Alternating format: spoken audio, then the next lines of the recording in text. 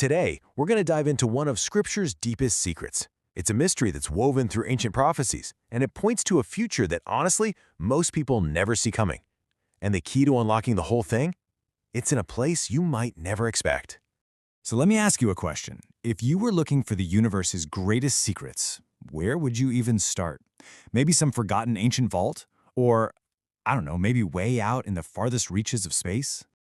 Well, what's so incredible is that, according to Jesus, the answer isn't out there at all. The biggest secrets, the deepest mysteries of the kingdom, they're hidden right here, inside the human heart. And that simple, profound idea brings us right to our first section, the heart's hidden mysteries. And we're going to tackle that puzzle of why some people seem to just get spiritual truth, while for others, it's like it's a completely foreign language. Listen to how direct Jesus is here. He looks at his disciples and says, "To you it has been given to know these mysteries, but not to others." That's a huge statement. It means there's some kind of key, a form of access to understanding God's kingdom that isn't just handed out to everyone automatically. So, what is that key? Our first instinct might be to think, well, it's got to be about being smarter or having a better education, or maybe some kind of religious authority. But the scriptures are really clear on this. Nope, it's none of those things. The difference, the one single factor that separates those who understand from those who don't, is the condition of the heart.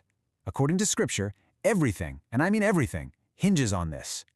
So this leads us to a really fascinating concept, the idea of a spiritual diagnosis, which actually acts as the key to unlocking all of this hidden truth. So what in the world is a spiritual diagnosis? It's not as complicated as it sounds. It's simply a self-examination. It's about taking an honest look inward to figure out where we really stand with God. And the source material argues this is one of the most critical things a person can ever do. And why does this matter so much? Because according to Scripture, all the future events, what a lot of people call the end times, are going to be a great revealing, not of who was rich or powerful, but of who genuinely understood the ways of the kingdom because their heart was actually prepared for it. Now, what's really amazing is that this idea of a spiritual divide, it isn't new, not at all. It's part of a prophetic timeline, a mystery that was foretold long, long ago. Let's trace it back. Okay, think about this. Hundreds of years before Jesus ever spoke those words in Matthew, the prophet Daniel wrote this down. He saw a time coming when the wise shall understand. He's making the exact same distinction, a division based not on what you know, but on wisdom and the state of your heart. And this slide really breaks down those two distinct paths that Daniel described. On one side, you've got the wise, who get purified, they seek wisdom, and because of that they understand. But on the other side, you've got the wicked, who reject truth and stay completely in the dark. It's a powerful idea.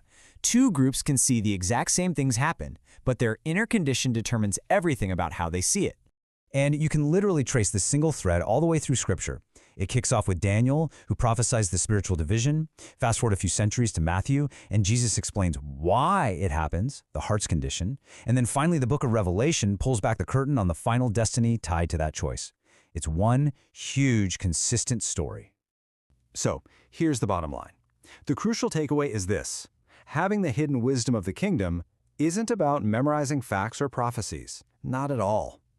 It's about allowing that truth to fundamentally transform you from the inside out. It's all about a change of heart. And when that transformation happens, it prepares believers for something absolutely extraordinary. And this brings us to this incredibly hopeful and majestic vision of the future, reigning with the King. I mean, just let the weight of this verse from Revelation sink in for a second. It's talking about a future where faithful followers of Christ aren't just saved from something. They are made into kings and priests who will actually reign on the earth. That is a breathtaking promise. This future time period is what many theologians call the Millennial Kingdom. It's a 1,000-year period where Christ himself will reign over the earth, finally establishing perfect justice and perfect peace. So how does anyone prepare for a future like that? Well, Scripture actually lays out a pretty clear path. First, you have to seek truth like it's a hidden treasure. Then you endure the trials that come your way because they act like a refining fire for your heart. And you practice all of this through discipleship, which is really just leadership training for the kingdom to come. And here we are. This is where it all comes together, the very heart of the entire mystery. The ultimate hidden wisdom that we are all meant to discover isn't a concept or a philosophy or a set of rules. It's a person, Jesus Christ himself. He is the King. He is the wisdom. To seek the kingdom is to seek him. And this brings everything down to a very, very personal focal point. It leads us right to the ultimate question, which is all rooted in this battle for the heart. You know, we often look outward. We see global events, political turmoil, and we think that's the main event.